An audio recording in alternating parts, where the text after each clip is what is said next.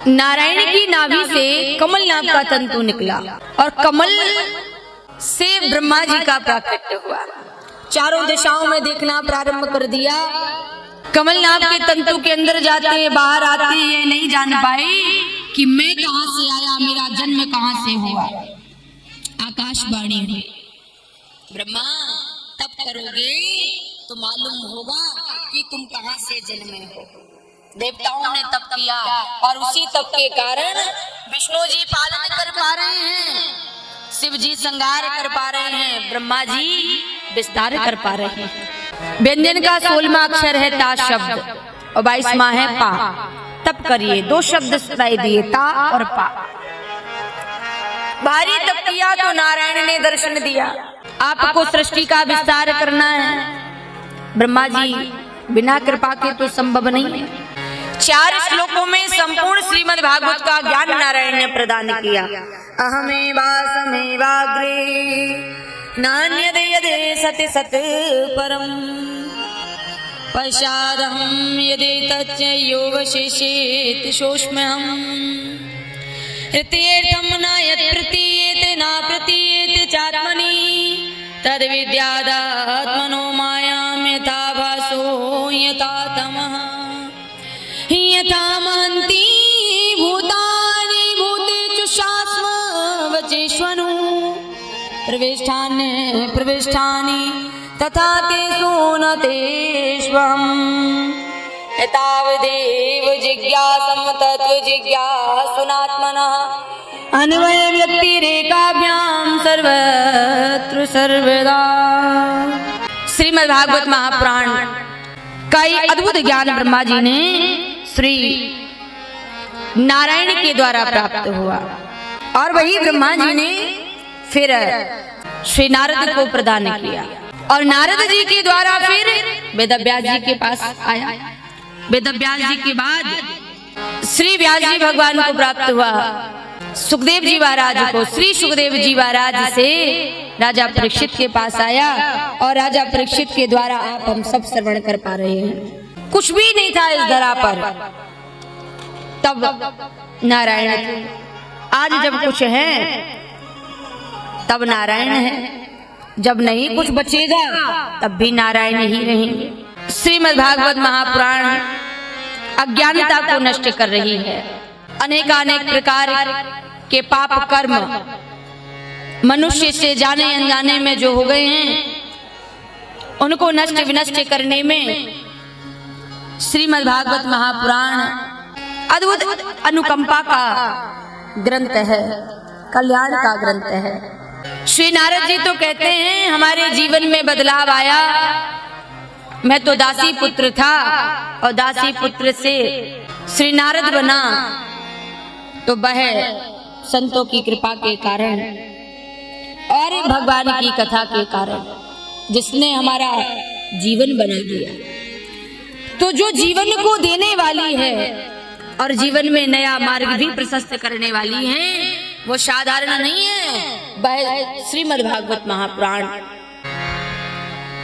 जन्माद्यस्य यतोऽन्वयादिः दितितर्तश्वचार्थेषु विज्ञास्वराट् तेने ब्रह्महृदयादिकवये मुह्यन्ति यति सूर्यः तेजो वारिमृदां यथा विनिमयो यत्र त्रिसर्गो मृषा धाम्ना स्वेन सदा निरस्तकुहकं सत्यं परं धीमहि सत्यं परं धीमहि।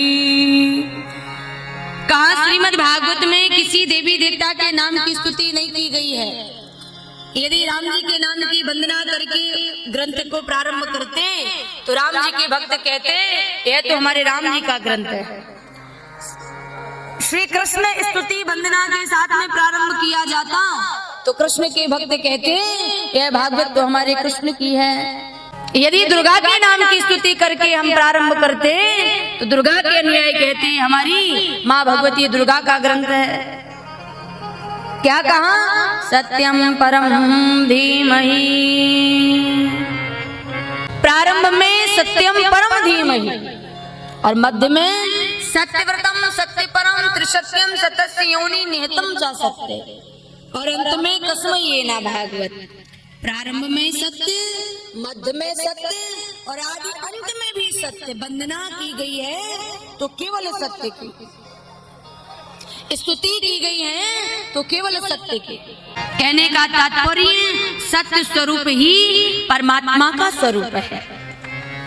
जिनकी वाणी में सत्यता है, जिनकी आचरण में सत्य समाया है, जो सत्य का संभाषण कर रहे हैं, सत्य का सहारा जिन्होंने ले रखा है, उनके लिए इस कलयुग का कोई प्रभाव नहीं है। उनके लिए ये सतयुग है और उनकी वाणी से निकला हुआ हर वाक्य ब्रह्म वाक्य है, वह सत्य स्वरूप है, वह परमात्मा का स्वरूप है।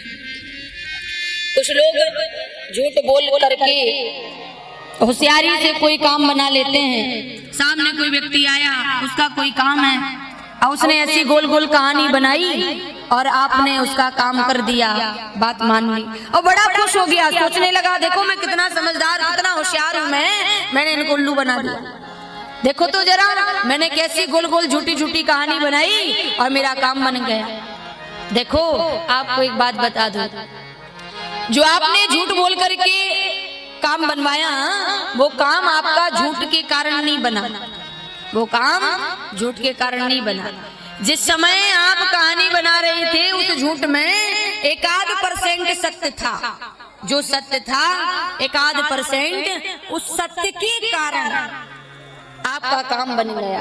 आपने मान लिया कि देखो हम कितना बढ़िया झूठ बोलते हैं, इतना बढ़िया हमने झूठ बोला कि सामने वाला समझ ही नहीं पाया और देखो मेरा काम हो गया। जिस सत्य के कारण झूठ भी आगे बढ़ जाता है, उसी सत्य में परमात्मा समाया हुआ है।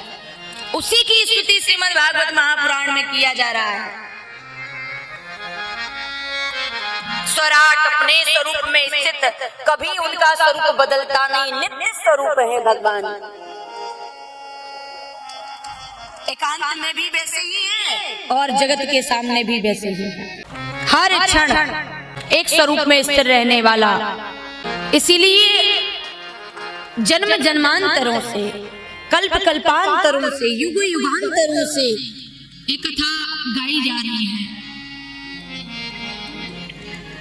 कितना प्राचीन नाम है, लेकिन फिर भी इस नाम को कोई भूलता नहीं है। कथा कभी समाप्त नहीं हो रही है।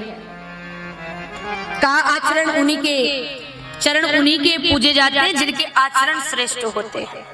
चरण उन्हीं के पूजे जाते हैं, कहा जिनके आचरण श्रेष्ठ होते हैं। जगत को बताया कि क्या करना चाहिए, कैसे जीवन को जीना चाहिए, कैसी भी स्थिति हो अपने नित्य स्वरूप में स्थिर रहें, आपको कोई परिस्थिति हिला डुला ना सके।